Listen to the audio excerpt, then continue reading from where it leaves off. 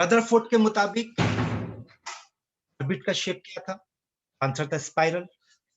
Bore के मुताबिक बोल आंसर क्या होगा?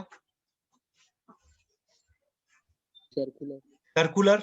बोर के मुताबिक सर्कुलर होगा ना, ठीक है।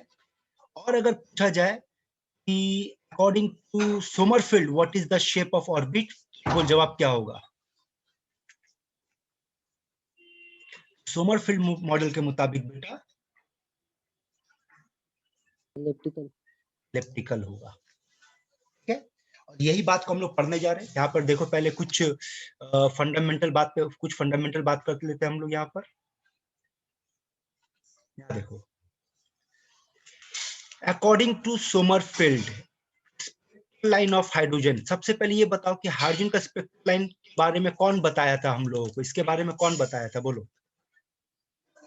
बोर बताया था, ठीक है ना। तो देखा ये गया है, बोर के मुताबिक इस तरीके का लाइन बना। सोमरफील्ड इस लाइन को और ब्रॉड करके देखा तो देखा एक लाइन के अंदर में और पतला पतला लाइन मिलने, उस नैरो लाइन का नाम क्या दिया गया? फाइन स्ट्रक्चर, जो आगे चल के किस नाम से जाना गया? एजिमुथल क्वांटम नंबर के नाम से जाना गया। इसका बेटा एक कंसेप्ट है जो आगे चल के जब क्वांटम नंबर पे बात करेंगे तब बताएंगे। अभी फिलहाल फंडामेंटल के तौर पे आप ये याद कर लो, बोर जो हाइड्रोजन का स्पेक्ट्रल लाइन को डिस्कवर किया था, सोमरफील्ड जब उस लाइन को और ब्रॉड करके देखा तो उसके अंदर और पतला पतला नैरो लाइन देखने को मिला, जिसको किस नाम से पुकारा गया? Fine structure. और फाइन स्ट्रक्चर को क्या नाम दिया गया बेटा यहाँ पर? Azimuthal quantum number. तो अगर आपसे पूछा जाए कि एजिमुथल क्वांटम नंबर का डिस्कवरर कौन था, तो उसका जवाब कौन होगा बेटा? सोमरफील्ड, ठीक है। और जिस टाइम पे सोमरफील्ड एजिमुथल क्वांटम नंबर को डिस्कवर किया था, उसको किस सिंबल से रिप्रेजेंट किया था? के। और अभी किस सिंबल से रिप्रेजेंट करते हैं हम लोग इसको? एल। याद रखना। और यहाँ पर जो बात की थे हाइड्रोजन का स्पेक्ट्रल लाइन, ये हाइड्रोजन का स्पेक्ट्रल लाइन कौन डिस्कवर किया था बेटा? बोर। और बोर इस स्पेक्ट्रल लाइन को किस नाम से पुकारा था? इसका नाम था प्रिंसिपल क्वांटम नंबर। तो याद रखना, हाइड्रोजन का स्पेक्ट्रल लाइन जो होता है वो प्रिंसिपल क्वांटम नंबर को रिप्रेजेंट करता है, और उसके अंदर और पतला पतला लाइन होता है जो एजिमुथल क्वांटम नंबर को रिप्रेजेंट करता है, ठीक है। देखो यहाँ पे मामला क्या है, रदरफोर्ड ये बोला, the ratio of principal quantum number and azimuthal quantum number will be equals to length of major axis, जिसको नाम दिया गया A, length of minor axis, जिसको नाम दिया गया बी। और ये देखो, अगर ये एलिप्स है बेटा, एलिप्टिकल स्ट्रक्चर है, ये मेजर एक्सिस कहलाएगा जिसको नाम दिया गया ए, और ये कहलाएगा माइनर एक्सिस जिसको नाम दिया गया बी। अब कुछ एलिप्टिकल प्रॉपर्टी सुन लो, A can not be, A will be always greater than B, A can not be less than B. Major axis minor axis से छोटा नहीं हो सकता, हमेशा बड़ा होगा या फिर इक्वल होगा। बताओ तो, अगर ए और बी इक्वल हो जाए तो फिर ये शेप क्या बन जाएगा? सर्कुलर। सर्कुलर। तो यहाँ पर देखो, ए और बी अगर इक्वल होगा तो वो सर्कुलर बन जाएगा, ए अगर ग्रेटर देन बी होगा तो एलिप्टिकल कहलाएगा, और अगर ए बहुत ज्यादा बी से बड़ा हुआ तो उसको क्या नाम से पुकारेंगे हम लोग बेटा? नैरो एलिप्स से पुकारेंगे। अब यहाँ पर देखो, एक और आपको इंफॉर्मेशन दिया गया, के का जो वैल्यू है वो कहां से कहां तक लाई करेगा।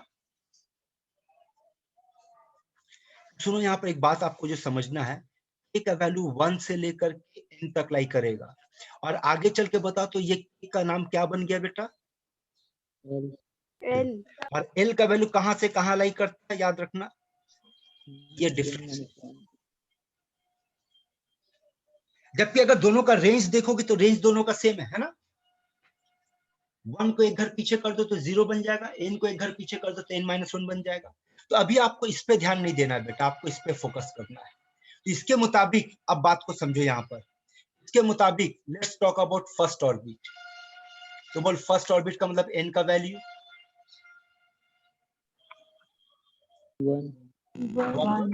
1, और k का वैल्यू अगर 1 से n के बीच में लाई करेगा, n का वैल्यू 1 होने पर k का वैल्यू क्या होगा बताओ?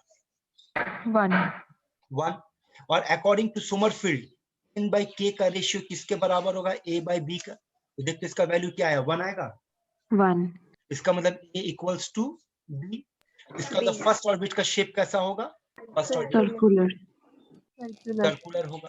अब आ जाओ सेकंड ऑर्बिट पे बात करते हैं। n का वैल्यू 2, तो बोल k का वैल्यू क्या होगा? 1 2 1 2। यहाँ दो पॉसिबिलिटी है, एक बार n by k that is a by b will be 2 by 2 equals to 1, और एक मामला होगा n by k equals to a by b equals to 2 by 1 equals to 2, यानी इस मामले में a equals to b आया और इस मामले में a greater than b आया। देख ये होगा, इसका मतलब यहाँ पर दो पॉसिबिलिटी बेटा, एक पॉसिबिलिटी सर्कुलर का है और एक पॉसिबिलिटी एलिप्स का है। और ये दो पॉसिबिलिटी का नाम सुन लो क्या है, दोनों पॉसिबिलिटी का नाम दिया गया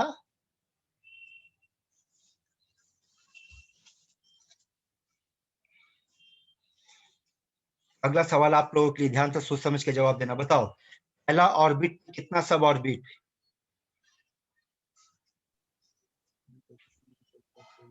पहला ऑर्बिट में कितना सब है? 1, एंड दैट 1 इज सर्कुलर। दूसरे ऑर्बिट में कितना? याद रखना ये जो सब ऑर्बिट का कंसेप्ट बेटा यहीं से शुरू होगा। सब ऑर्बिट कुछ और नहीं, ऑर्बिट के अंदर और कितना पॉसिबिलिटीज है, उस पॉसिबिलिटीज को हम लोग सब ऑर्बिट कहेंगे। जैसे सेकंड ऑर्बिट में कितना पॉसिबिलिटी दिखा बेटा आपको? दो। इसका मतलब सेकंड ऑर्बिट में 2 सब ऑर्बिट पाया जाएगा। उसी तरीके से let's talk about third orbit. चलो थर्ड ऑर्बिट पे बात करते हैं। तो थर्ड ऑर्बिट का मतलब n का वैल्यू 3, तो का वैल्यू क्या होगा बेटा? 1 2 3, यानी यहाँ पर a by b का वैल्यू क्या आएगा? एक आएगा 3/3, एक आएगा 3/2 और एक आएगा 3/1। यानी इस मामले में a इक्वल्स टू b, इस मामले में a ग्रेटर देन b, इस मामले में a is much greater than b। तो तीन पॉसिबिलिटी के मुताबिक सर्कल, एलिप्स और नैरो एलिप्स बनेगा, तीन पॉसिबिलिटी। और ये तीन पॉसिबिलिटी किस चीज को रिप्रेजेंट कर रहा है बेटा? यहाँ पर तीन सब ऑर्बिट को रिप्रेजेंट कर रहा है। देखो तो बात समझ में आ रहा है? जी सर। अगला सवाल, ऑर्बिट का डिस्कवरी कौन किया? बोर, रदरफोर्ड, है ना? कि बोर किसको डिस्कवर किया बेटा? Spectral line of hydrogen. और ये किसको रिप्रेजेंट कर रहा है? Principal quantum number. और प्रिंसिपल क्वांटम नंबर किसको रिप्रेजेंट करता है? ऑर्बिट को रिप्रेजेंट करता है। तो उसी तरीके से अगर पूछा जाए सब ऑर्बिट को कौन डिस्कवर किया, तो बोल क्या नाम होना चाहिए? समरफील्ड। ठीक है, अब ये सारा पार्ट देखकर पढ़कर देखो तो समझ में आ रहा है। तो कुछ डिस्कस किए बेटा, वो आपके सामने फिर से लिखा हुआ है, देखो तो।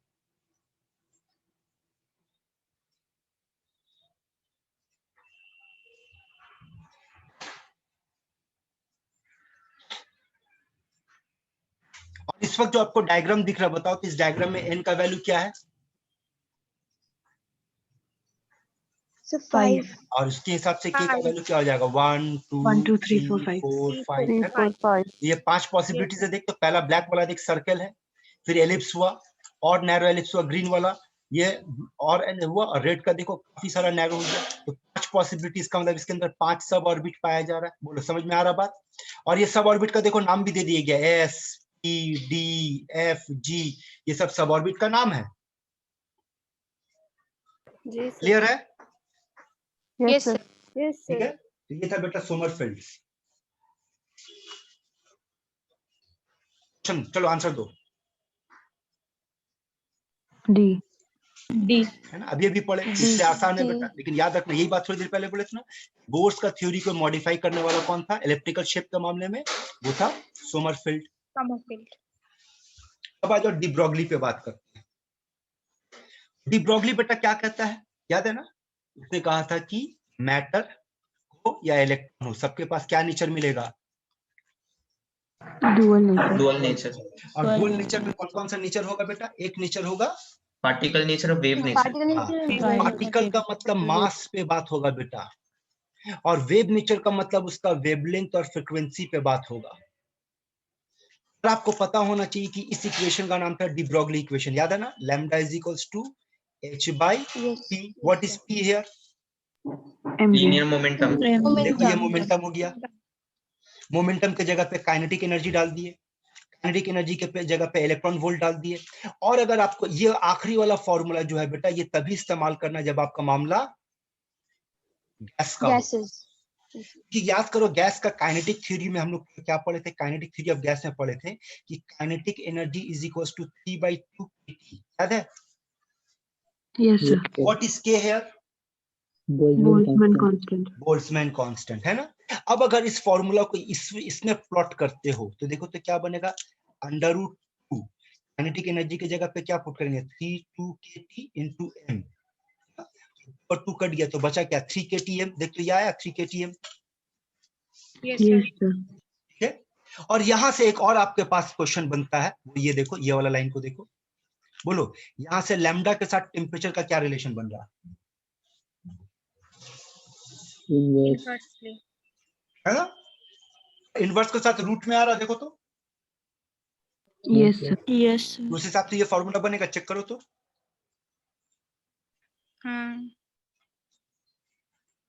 जो फॉर्मूला आपको पता है ठीक है बेटा, नहीं पता है फॉर्मूला नोट करो, अभी प्रॉब्लम देंगे इसके ऊपर।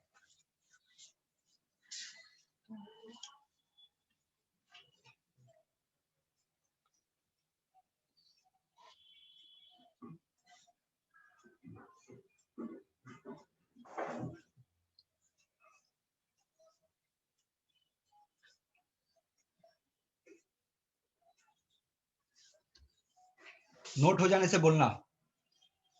हो गया सर। हो गया सर। अच्छा अब आगे सुनो। अच्छा ये बताओ तो,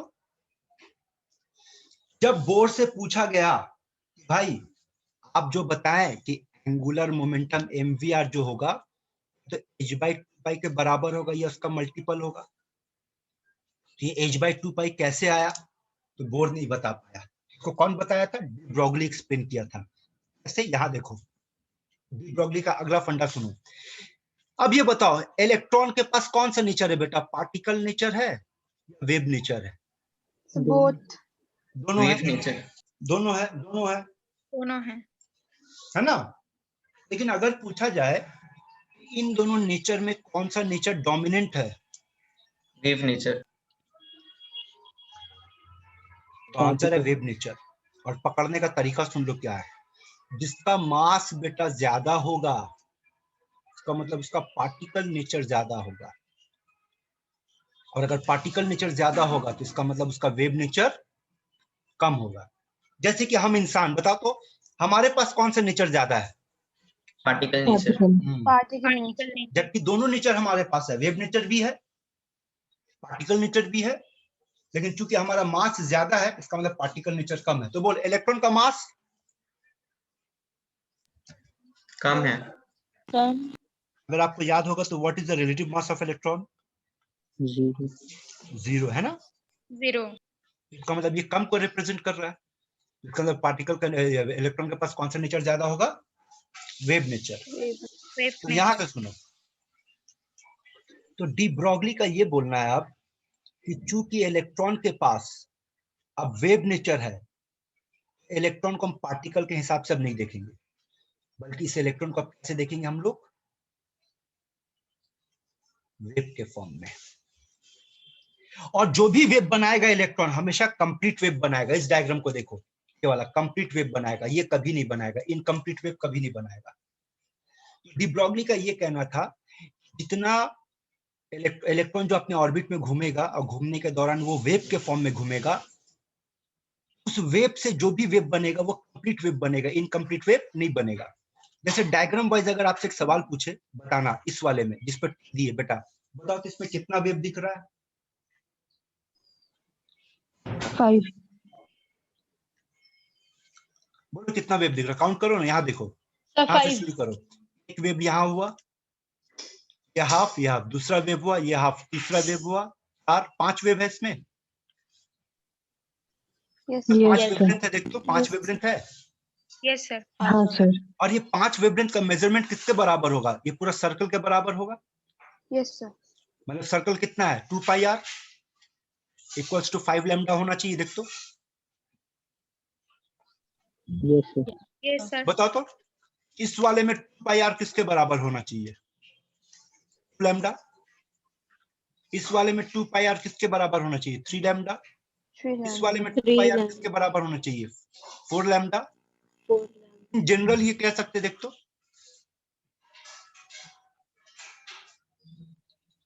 Yes, sir. ठीक है। और लैम्डा का वैल्यू क्या पढ़े थे हम लोग, ये ना। हाँ सर. Yes, sir. अब अगर क्रॉस मल्टीप्लाई करो, पाई आर को यहाँ लेकर चले और एमवी को यहाँ लेकर के चले, सॉरी पाई को यहाँ लेकर के चलो, एमवी को यहाँ लेकर के, देखो तो फॉर्मूला बना बोर्ड थ्योरी का।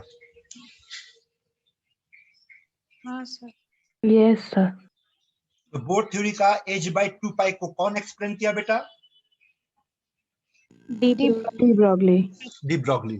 और उसमें याद रखना, ये आपके लिए एक important formula 2πr equals to n lambda. यहाँ से एक और कंसेप्ट मिल रहा, एक ऑर्बिट में कितना वेव बनेगा? जवाब दो, एक ऑर्बिट में कितना वेव बनेगा? एक। तो जवाब है जितना नंबर ऑफ ऑर्बिट होगा उतना वेव बनेगा। अगर फर्स्ट ऑर्बिट है तो एक वेव बनेगा क्योंकि n का वैल्यू 1 लैम्डा हो जाएगा। अगर सेकेंड ऑर्बिट है तो 2 वेव बनेगा क्योंकि n का वैल्यू 2 हो जाएगा तो 2 लैम्डा। बोल समझ में आ रहा है? Yes sir. तो यहाँ से बेटा ऐसा क्वेश्चन भी आपसे पूछा जा सकता है। आपको कुछ एक दे देगा और पूछा जाएगा, जैसे मान लो आपसे पूछेगा फिफ्थ ऑर्बिट में कितना वेव बनेगा, तो आपका जवाब सिंपल आंसर होगा, बोलो कितना वेव बनेगा? 5 लैम्डा होगा। अब देखो इस पे कैसा क्वेश्चन मिलेगा, सॉल्व करो।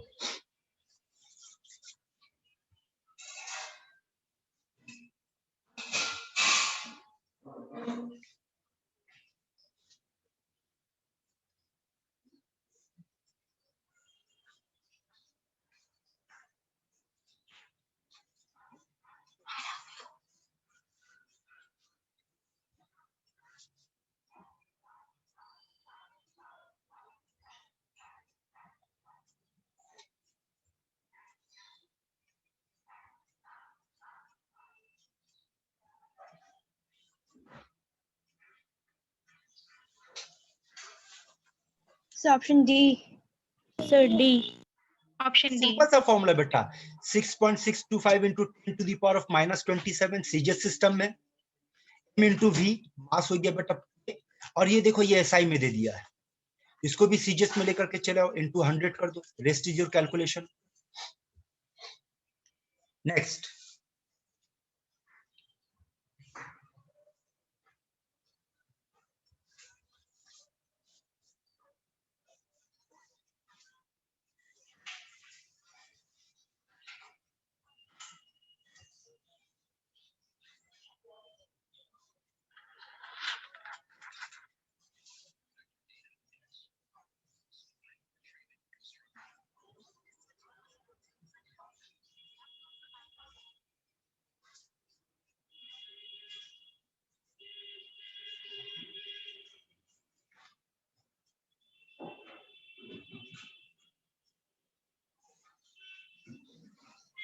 Option A.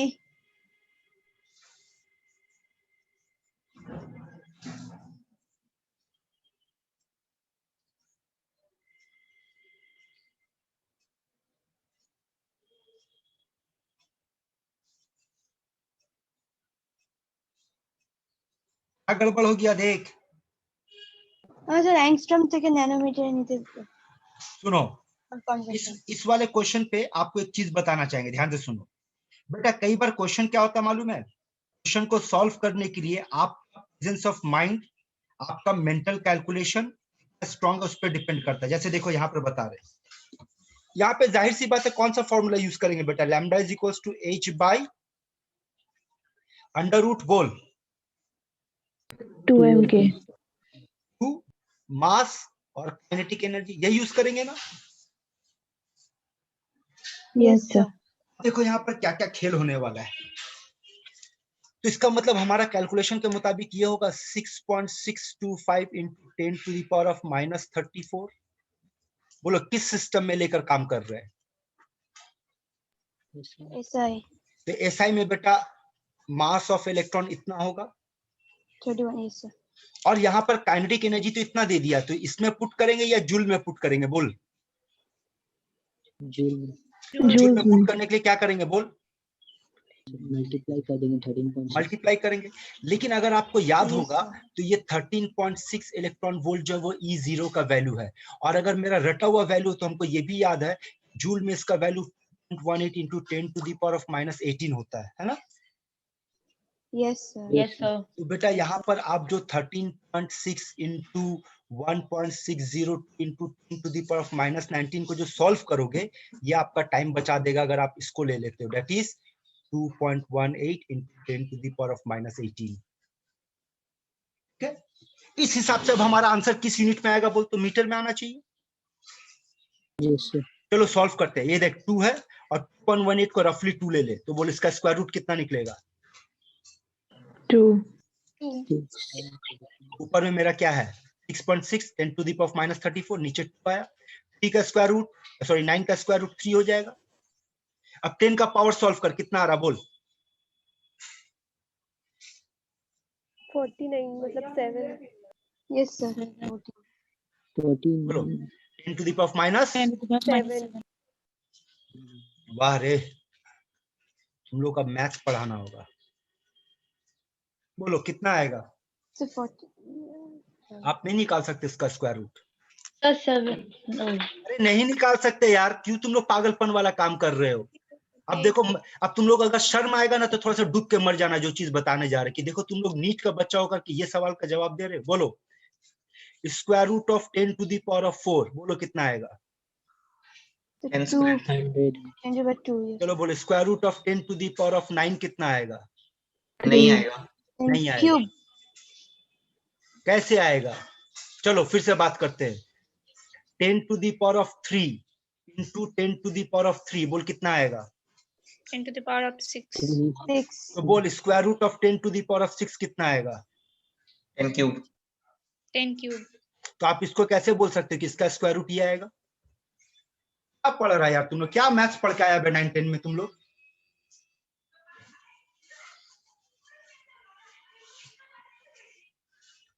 ऑड नंबर का 10 का पावर का स्क्वायर रूट नहीं निकाल सकते आप?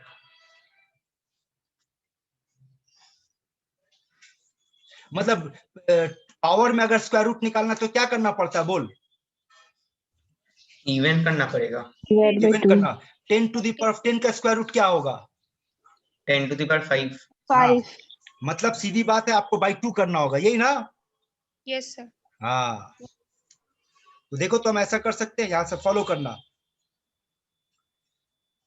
Under root 10 to the power of -50 into, लिख सकते हैं? हाँ सर। Yes sir. Yes. बोल आंसर क्या आएगा बोल? 10 to the power -25 into into root 10. और रूट 10 का रफली वैल्यू 3.33 होता है। yes. So 3.1. यानी कि बेटा इस पूरे के लिए हम ये लिख सकते हैं अब यहाँ पर 3.3 into 10 to the power of -25 होगा। हाँ सर। चल सॉल्व करते हैं बेटा। देख 3.3 और 2 6.6 कट गया तो बचा क्या? 1/3। तो 1/3 का मतलब क्या होगा? 0.33 इंटू 10 का पावर बोल कितना आ रहा है? 9 -19. -9 मीटर। और -9 मीटर को अगर हटा दे तो क्या बन जाएगा? 0.33 नैनोमीटर। तो देख तो आंसर आया। Yes sir. तो सोचो आपको इसको कैलकुलेशन करने के लिए किस तरीके से सोचना होगा, ये आपका तरीका होगा। अब अगले क्वेश्चन पे बात करते हैं। सिमिलर क्वेश्चन है, कर लोगे? सेम क्वेश्चन है, सेम है। रुको, ये सब एक ही जैसा क्वेश्चन। अगर आप देखोगे यहाँ देखो, एनालाइज करो। बोलो इस क्वेश्चन में क्या दे दिया बेटा आपको? मास दे दिया, वेलोसिटी दे दिया, लैम्डा पूछा। तो इजी है ना, h/mv कर देंगे। इस वाले में देखो क्या दिया है आपके पास?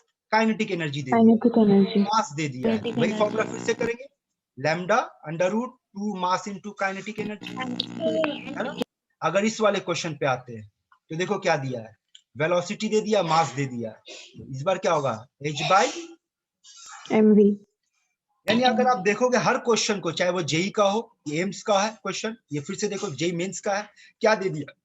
मास दिया, वेलोसिटी दिया, लैम्डा मांगा है। हर बार आपका फॉर्मूला बेस्ड क्वेश्चन मिलेगा बेटा। बाकी जो खेल है ना वो आपका कैलकुलेशन के ऊपर होगा। तो जेई मेंस का क्वेश्चन है, फिर से जेई मेंस का क्या दिया देखो यहाँ पर, तो वेलोसिटी दे दिया, मास दे दिया, लैम्डा पूछा, सेम फॉर्मूला h/mv से पुट करेंगे, सॉल्व करेंगे। नेक्स्ट क्वेश्चन, ये क्वेश्चन आप लोग बनाओ। चलो ये आप लोगों के लिए।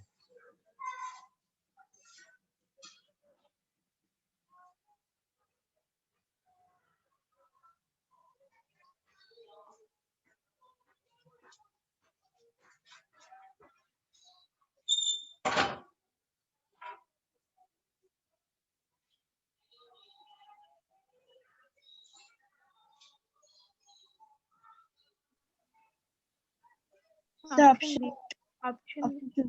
Two.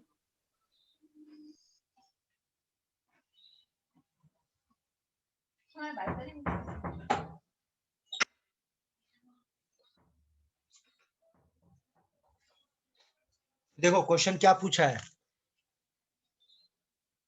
फर्स्ट बोर ऑर्बिट है, बोल फर्स्ट बोर ऑर्बिट का वैल्यू याद है 0.529 529. है ना, और पूछा आपसे वेवलेंथ, तो अभी याद कर, तो फॉर्मूला पढ़े थे 2 pi r equals to n lambda. कौन सा ऑर्बिट है बेटा, फर्स्ट ऑर्बिट, तो n का वैल्यू 1. 1, और आपसे लैम्डा मांगा, तो लैम्डा का वैल्यू क्या हो गया 2 पाई r है ना, और 2 पाई r का वैल्यू कितना है 0.529, तो बोलो कौन सा आंसर होना चाहिए, B. 1 2. ठीक है। सेम क्वेश्चन आप लोग ट्राई करो,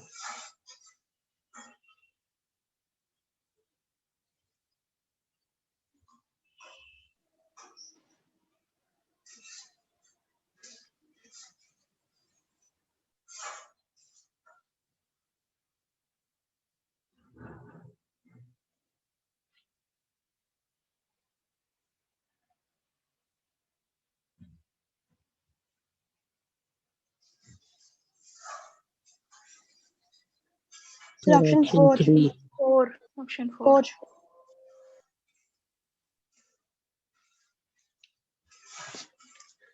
Yes, sir. Now, Option 3. radius of fourth orbit will be what, radius of first orbit into n square, यही होगा ना बेटा, Yes, Yes, sir. sir. तो यहाँ से फोर्थ ऑर्बिट का रेडियस क्या निकलेगा, a nought into 16, Yes, sir. 16 a nought, और हमारा formula 2 pi r equals to n lambda, so lambda will be what 2 pi r by n, that is 2 pi, r का value कितना आया 16 a nought, और n का value 4, fourth orbit है ना, हाँ सर। बोलो सॉल्व करके कौन सा आंसर आ रहा है, 4. Option four. है ना, यहाँ से क्या कट गया बेटा, काट दो, 8 आएगा, ये आंसर आएगा,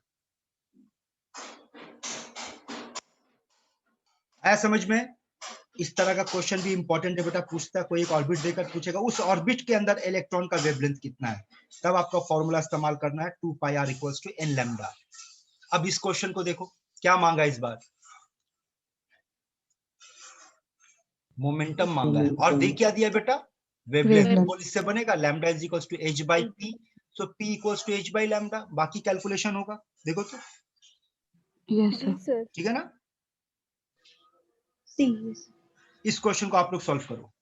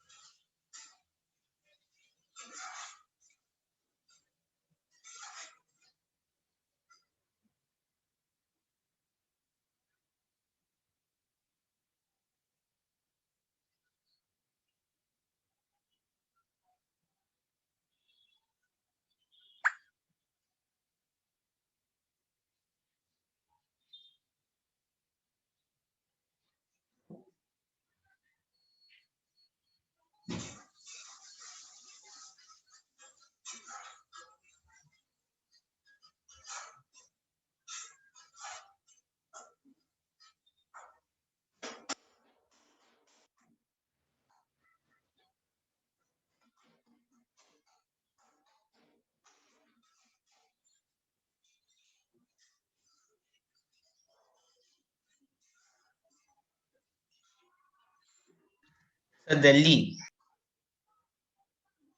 अगर बेटा आप ध्यान से देखोगे ना क्वेश्चन को, आप मेंटल कैलकुलेशन से सॉल्व कर पाओगे, लेकिन ये क्वेश्चन यहाँ क्यों आ गया, इस क्वेश्चन को तो यहाँ नहीं आना चाहिए, ये यहाँ का तो क्वेश्चन है नहीं बेटा, ये कहाँ का क्वेश्चन है,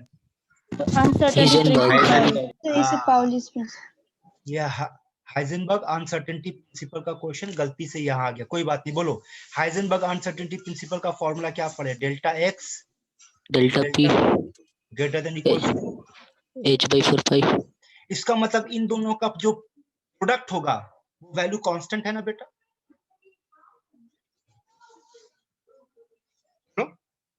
Yes, sir. Yes बस sir. इसी कंसेप्ट को अप्लाई करो। देखो तो आपसे कह रहा है कि इलेक्ट्रॉन और हीलियम का दोनों का पोजीशन अगर सेम है तो इसका अंदर दोनों का मोमेंटम भी सेम आएगा। देखो सेम आंसर आ रहा है। पढ़ो एक बार क्वेश्चन को, आपको दो अलग अलग पार्टिकल का पोजीशन और मोमेंटम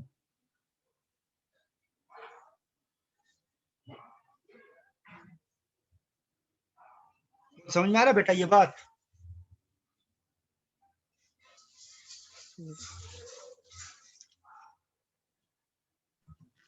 अगर मान लो x इंटू वाई एक कांस्टेंट है और आपको बोला x का वैल्यू 1 है, एक और मामले में x का वैल्यू 1 है, तो और अगर यहाँ y का वैल्यू 5 है तो बोल यहाँ y का वैल्यू क्या होगा? 5. यही बात तो वहां लिखा हुआ है बेटा, पढ़ना कि अगर दोनों सर। का पोजीशन 1 नैनोमीटर है और उनमें से एक का momentum 5 into 10 to the minus 26 है, इसका मतलब दूसरे का भी मोमेंटम वही आना चाहिए। Yes. अच्छा, अगेन अनसर्टेनिटी का क्वेश्चन आ गया। ये अनसर्टेनिटी का क्वेश्चन यहाँ नहीं आना चाहिए था। बोलो, सॉल्व करो तो इसको आप लोग।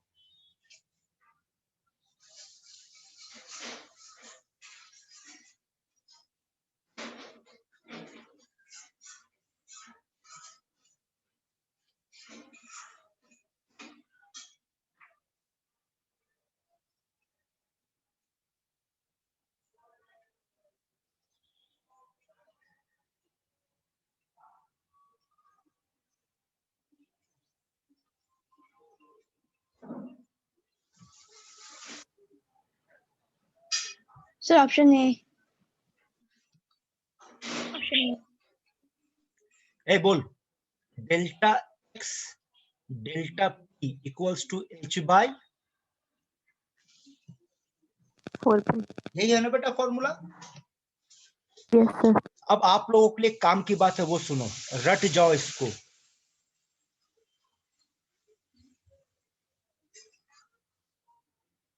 एसआई में रटिए इसको आप लोग,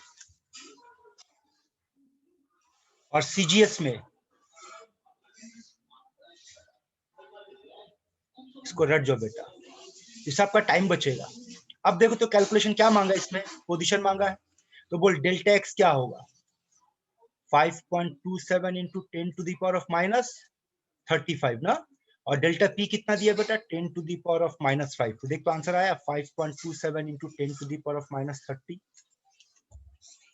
एग्जाम हॉल के लिए h बाई 4 पाई का वैल्यू रट जाइए, 5.27 into 10 to the power of minus 35। अगर एसआई में कर रहे बेटा, सीजीएस में 10 to the power of minus 28। अच्छा, फिर से देखो, डी ब्रॉगली का क्वेश्चन आ गया। बोलो तो ये बन पाएगा? मास दे दिया है, वेलोसिटी दे दिया है, बस गड़बड़ क्या किया, यहाँ वेलोसिटी मीटर में दिया, कोई बात नहीं, मीटर में। मास को किलोग्राम में ले ले, h बाई mv equals to lambda. Solve करो, सेम क्वेश्चन है बेटा, ये भी क्वेश्चन सेम है। अब आइए अगले टॉपिक पे, तो क्या कहता है ये प्रिंसिपल? अच्छा हाँ, एक अच्छा क्वेश्चन याद आया, बताओ तो, डी ब्रॉगली का जो थ्योरी है बेटा, वो किस पे एप्लीकेबल है? किस पे एप्लीकेबल है? छोटा पार्टिकल पे या बड़ा पार्टिकल? माइन्यूट या मैक्रो? माइक्रो या मैक्रो? बोलो। So micro. माइक्रो पे एप्लीकेबल है या मैक्रो पे एप्लीकेबल है de Broglie? Micro. De Broglie हर जगह पे एप्लीकेबल है बेटा, इवन डी ब्रॉगली हम लोगों पे भी एप्लीकेबल है, वी आर मैक्रो।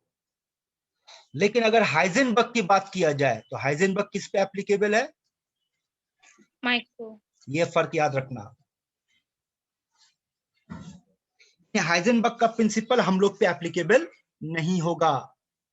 और क्या कहता है याद है ना ये स्टेटमेंट, कि it is impossible to measure both what position and momentum of minute particle. और यहां पे बेटा आपके पास 4 फॉर्मूला है, चारों फॉर्मूला को नोट करो, और जो फॉर्मूला समझ में नहीं आ रहा पूछो, बताएंगे।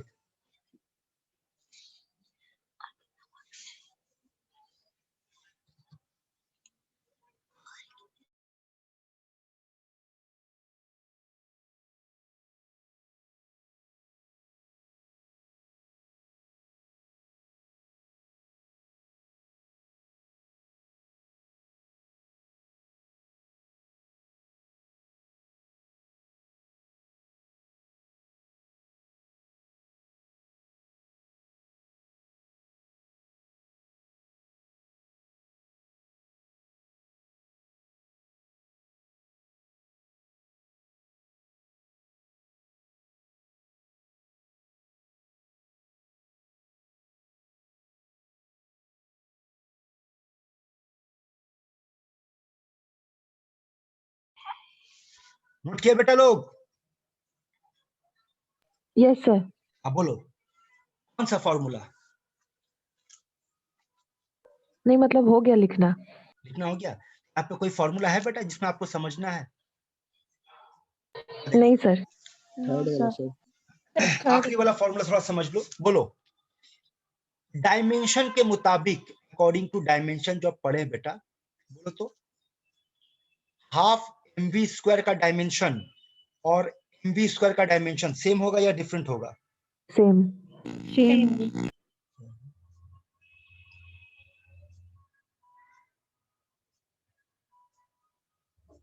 सेम होगा ना? तो इसका Yes. मतलब काइनेटिक एनर्जी का डायमेंशन और mv स्क्वायर का डायमेंशन सेम होगा।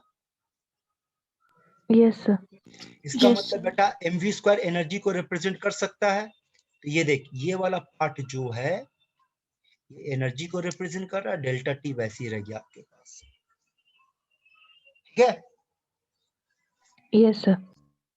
चलो अब इस पे एक और इसको पढ़कर देखो तो आपका क्लास 12 का बोर्ड लेवल का क्वेश्चन, नॉट 12 का 11 का बोर्ड लेवल का क्वेश्चन है कि इलेक्ट्रॉन न्यूक्लियस के अंदर नहीं पाया जाएगा, रीजन क्या है? पढ़ो तो देखो।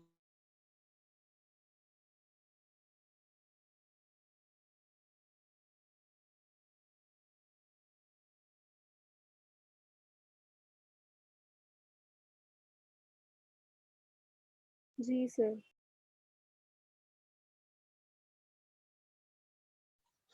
देखो इसका एक्सप्लेनेशन क्या है। ठीक है, क्योंकि बोर्ड एग्जाम तो है नहीं बेटा कि आपको पूरा कैलकुलेशन करके दिखाना होगा, लेकिन सुनो, ये जो प्रिंसिपल हम लोग पढ़ रहे हैं हाइजेनबर्ग, ये कहती, इससे एक्सप्लेन कर सकते हैं कि इलेक्ट्रॉन एग्जिस्ट नहीं कर सकता है कहां पे? न्यूक्लियस पे। कैसे? चलो मान लेते हैं हाइपोथेटिकली कि इलेक्ट्रॉन न्यूक्लियस के अंदर है, मान लेते हैं। तो उस हिसाब से का जो पोजीशन का वैल्यू होगा बेटा वो ये होगा।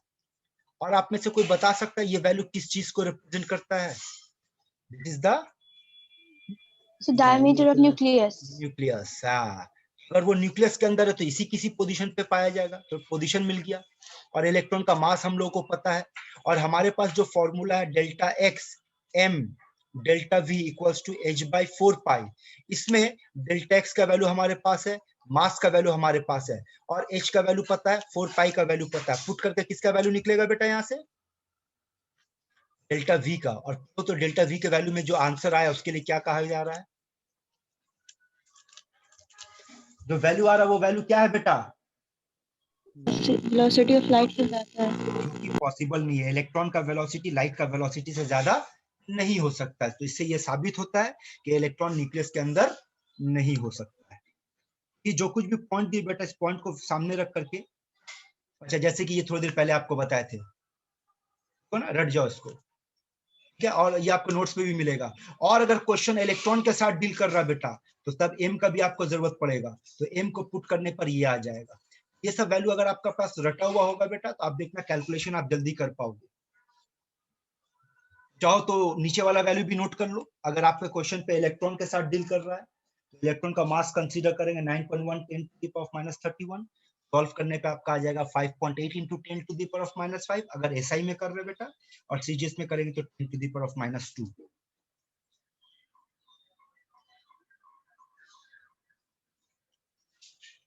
नोट किए बेटा लोग? Yes sir. चल अब क्वेश्चन खेलते, सॉल्व कर।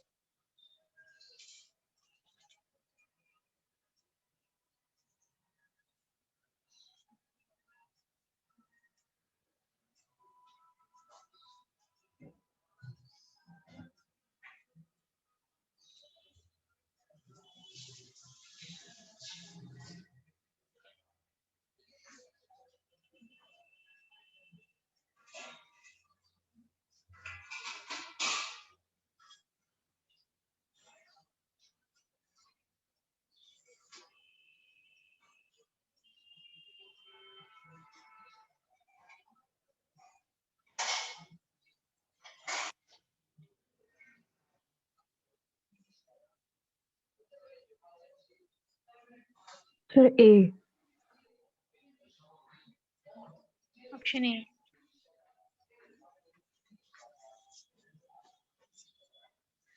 तो समझ में आ रहा है बेटा?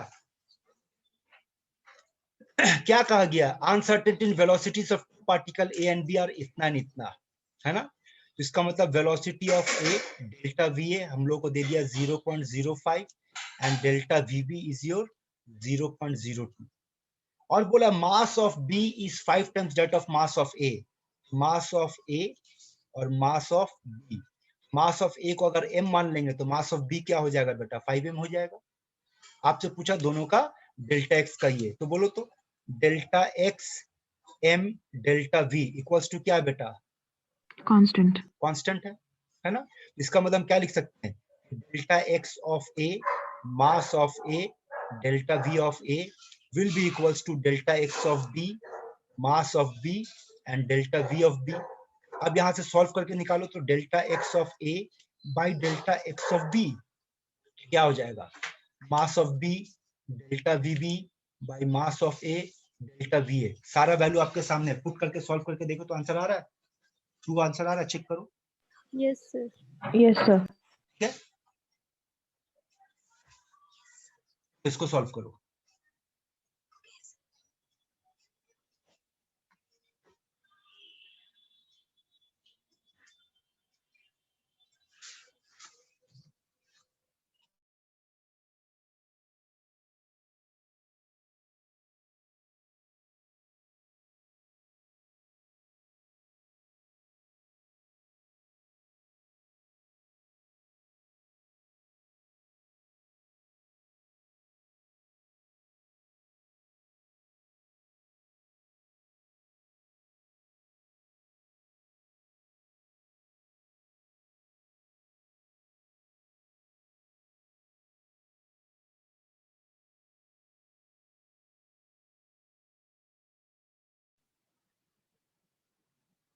Sir, option A.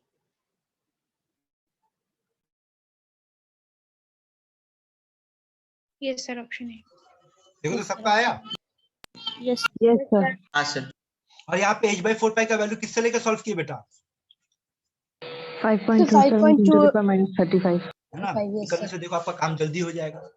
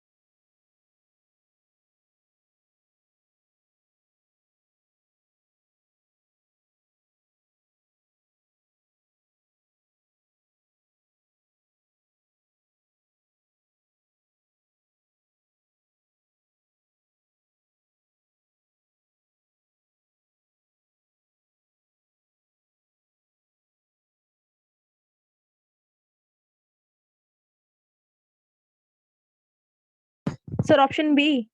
Yes, sir, option B.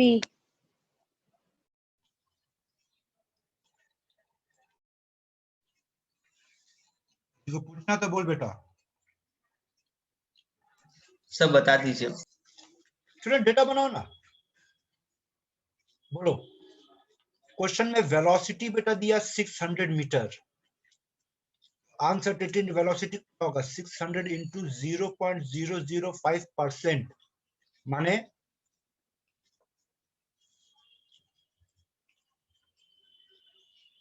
ये आपका डेल्टा वी आएगा बेटा। मांगा क्या है?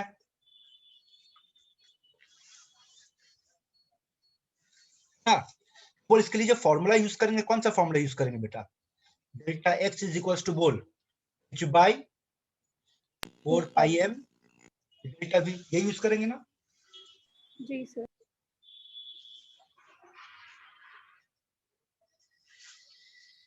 और इसका वैल्यू क्या है बेटा बोल? 5.8 into 10 to the power of minus 4.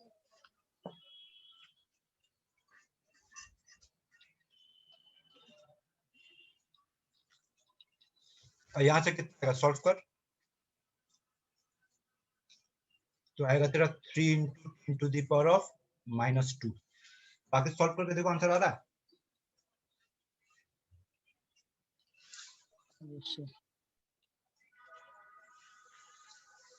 देखो तो स्टेप समझ में आया कैसे करना है। Yes, हाँ sir. सर।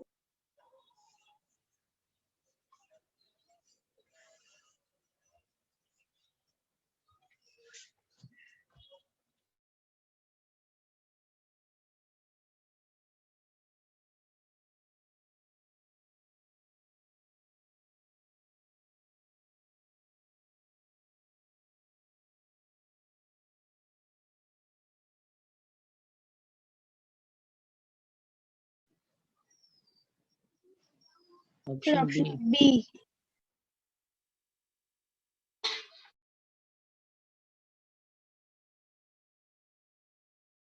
Option B.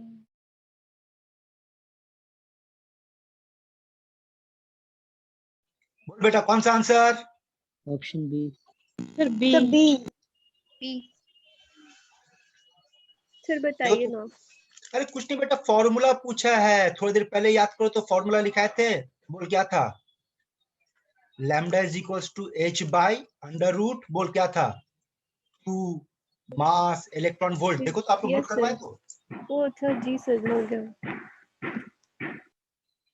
तो क्वेश्चन ने पूछा h बाय लैम्डा क्या होगा, तो बोल h बाय लैम्डा क्या आ रहा है बेटा? अंडर रूट, हाँ जी सर. Yes sir हो है गया. ना? Yes sir. देख तो सेम टाइप ऑफ क्वेश्चन है। Yes sir same. Yes sir. तो बोल इस बार डेल्टा v क्या लेंगे हम लोग? Delta v 24 into 0.5. Yes sir by 100. Yes. बाकी आपका कैलकुलेशन है बेटा।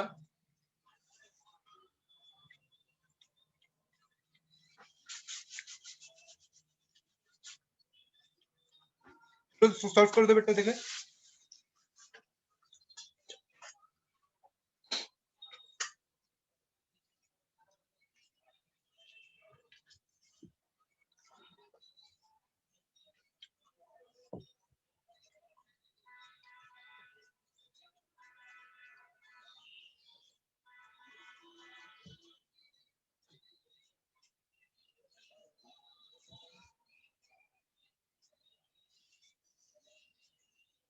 Sir, option D.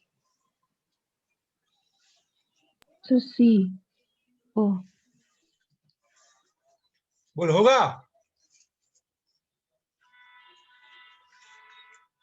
Yes sir. बोल डेल्टा f का वैल्यू कितना लेंगे?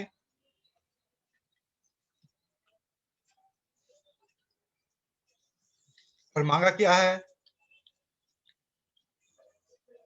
Del V. इसका मतलब क्या होगा? h बाय बोल 4 pi. 4 पाई 4 पाई m और यहाँ पे डेल्टा x आएगा। तो 4 पाई m का वैल्यू क्या था बेटा? बोल 5.27 5.8 into 10 to the power minus 5 to the power of. By 10 to the power of -10, यही होगा ना? देख तो Yes sir. Yes sir.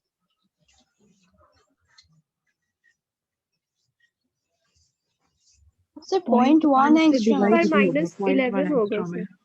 0.1 वही देख रहे। हाँ बेटा गलती हुआ। 10 to the power मतलब minus कितना होगा? 10 11. to the power of minus 11.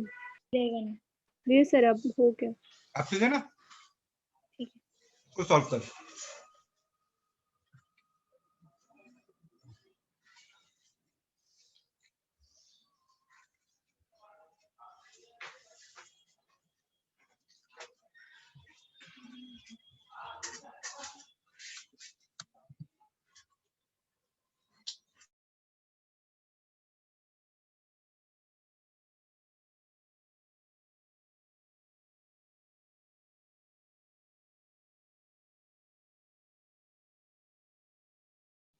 Sir, option A. Option A. Yes, sir. A.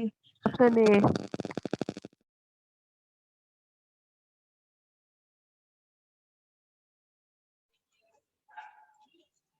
बोलो समझ आया ऑप्शन ए कैसे हो रहा है? Yes sir. बता दीजिए। यहाँ कुछ को समझ में नहीं आया। देखो यहाँ पे क्या बोल रहा है? Uncertainty in position and momentum are equal, यानी क्वेश्चन के मुताबिक ये दोनों इक्वल है।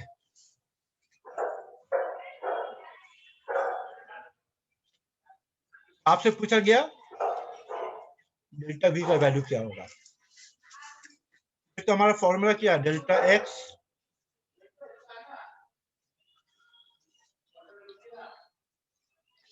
ये ना, Yes, sir. डेल्टा एक्स की जगह डेल्टा पी पुट कर सकते बेटा, Yes, sir. Yes, sir. तो डेल्टा पी का स्क्वायर माने क्या लिख सकते हैं, अब यहाँ से डेल्टा वी का वैल्यू निकालो, देखो तो आ रहा कि नहीं answer. Yes, sir.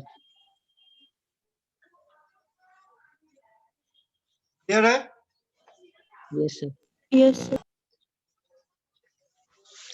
Same question है बेटा, छोड़ दो इसको, बस डेटा बैठाना सॉल्व करना है।